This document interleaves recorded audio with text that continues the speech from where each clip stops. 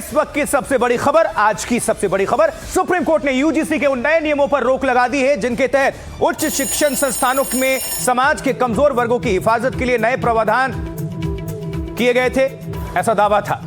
Supreme court ने कहा कि नियमों में इस्तेमाल भाषा से इनके दुरुपयोग की आशंका दिख रही है साफ तौर पर। इसके साथ ही सुप्रीम कोर्ट ने 2012 के यूजीसी के नियमों को फिर से लागू कर दिया है। इस मामले में सुप्रीम कोर्ट ने केंद्र सरकार, यूजीसी और अन्य पक्षों को नोटिस जारी किया है। 19 मार्च को इस मामले में अब अगली सुनवाई होगी। इसको लेकर जो यूजीसी के नए नियम बदलाव हुए थे, देश भर में विरोध प्रदर्शन हो रहा था जोरदार तरीके से, हर राज्य से, पूरे देश में। आपको रिपोर्ट दिखाते हैं। इक्विटी कमीशन से जुड़े यूजीसी के नए नियमों पर सुप्रीम कोर्ट की रोक के बाद जश्न का माहौल। बनारस से लेकर लखनऊ तक विरोध पर उतरे छात्रों ने फैसले पर राहत जताई। इससे पहले नियमों के खिलाफ दायर याचिका पर सुनवाई के दौरान सुप्रीम कोर्ट ने एक अहम टिप्पणी करते हुए कहा कि इन दिशा निर्देशों में जैसे शब्द इस्तेमाल किए गए हैं, उससे हमें लगता है कि इनका दुरुपयोग किया जा सकता है। लिहाजा अनुच्छेद 142 के तहत 2026 के नियमों पर रोक लगाई जाती है। 2012 के यूजीसी के नियम फिर से लागू होंगे। सुप्रीम कोर्ट ने यह भी कहा कि हम समाज में एक निष्पक्ष और समावेशी माहौल बनाने पर विचार कर रहे हैं। सुनवाई के दौरान चीफ जस्टिस सूर्यकांत ने टिप्पणी की कि आजादी के 75 साल बाद भी हम समाज को जातियों से मुक्त नहीं कर सके हैं।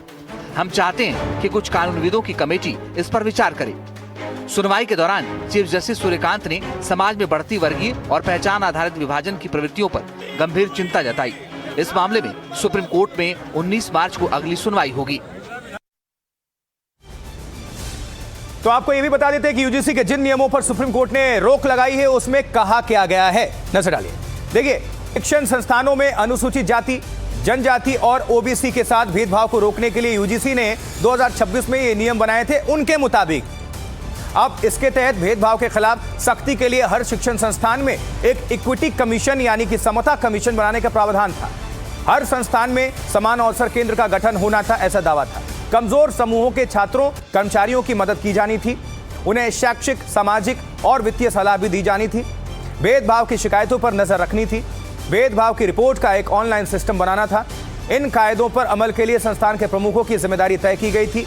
लेकिन अगली जातियों को डर था कि इसके बाद उनके खिलाफ मनमानी और झूठी शिकायतें बढ़ जाएंगी, जैसे तमाम जो एक्ट्स होते हैं उसमें देखने को मिलता है। तो उसको लेकर विरोध प्रदर्शन चौतरफा पूरे देश में, बवाल थमने का नाम नहीं ले रहा था। यह आवाज उठाई गई थी और अब परिणाम सुप्रीम कोर्ट ने दे दिया है कि क्या करना है और क्या लागू है, और इसको लेकर अगली सुनवाई होनी है। लेकिन देखिए, सुप्रीम कोर्ट का आदेश आते ही सभी दलों की प्रतिक्रिया सामने आ गई। सभी ने कोर्ट के आदेश पर राहत जताई है और कहा कि अब गलती दूर कर ली जाएगी। अखिलेश समेत कुछ नेताओं ने कहा है कि नियम ऐसे हो कि दोषी बचे नहीं और किसी के साथ अन्याय भी ना हो। होना तो यही चाहिए। आज माननीय सुप्रीम कोर्ट ने जो यूजीसी रेगुलेशंस नए नियम पास किए गए हैं उस पर सुप्रीम कोर्ट ने रोक लगाई है, उसको एबियंस में रखा है। और सुप्रीम कोर्ट ने अपनी पावर्स को एक्सरसाइज करते हुए अंडर आर्टिकल 142 जो यूजीसी रेगुलेशंस 2012 हैं उनको इन ऑपरेशन किया, उनको प्रभावी किया। ऑर्डर था वो कहीं ना कहीं उसमें त्रुटि थी।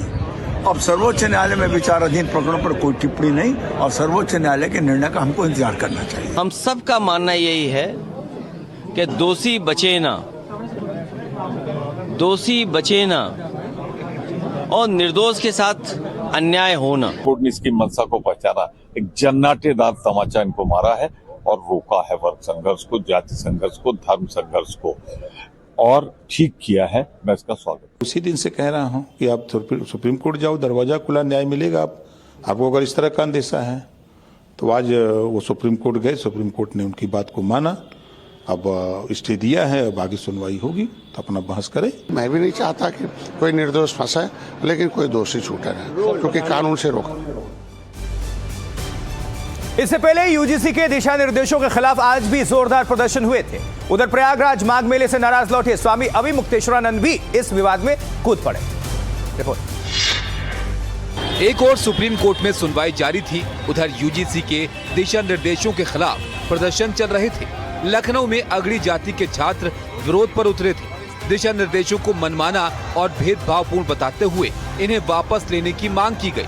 अगड़ी जातियों की गोलबंदी में प्रयागराज माघ मेले से नाराज होकर लौटे स्वामी अविमुक्तेश्वरानंद भी उतर आए। अविमुक्तेश्वरानंद ने कहा कि यूजीसी के नए दिशा निर्देश सनातन विरोधी हैं। विरोध कर ही रहे हैं हम लोग। हम कह रहे हैं कि ये ठीक नहीं है, सनातन धर्म के क्षति पहुंचाने वाला कानून आप लेके आए हैं, इसको तत्काल वापस करिए। उधर बार काउंसिल ऑफ इंडिया के पूर्व चेयरमैन और बीजेपी के सांसद मनन मिश्रा ने भी कहा कि यूजीसी के नियमों में कमियां हैं। इस रेगुलेशन में कुछ जो भी खामियां हैं उस पर सरकार की नज़र है और इस पर शिक्षा विभाग और हमारी सरकार कुछ कर रही है। इन हालात में सुप्रीम कोर्ट द्वारा दिशा निर्देशों पर रोक काफी अहम हो गई है।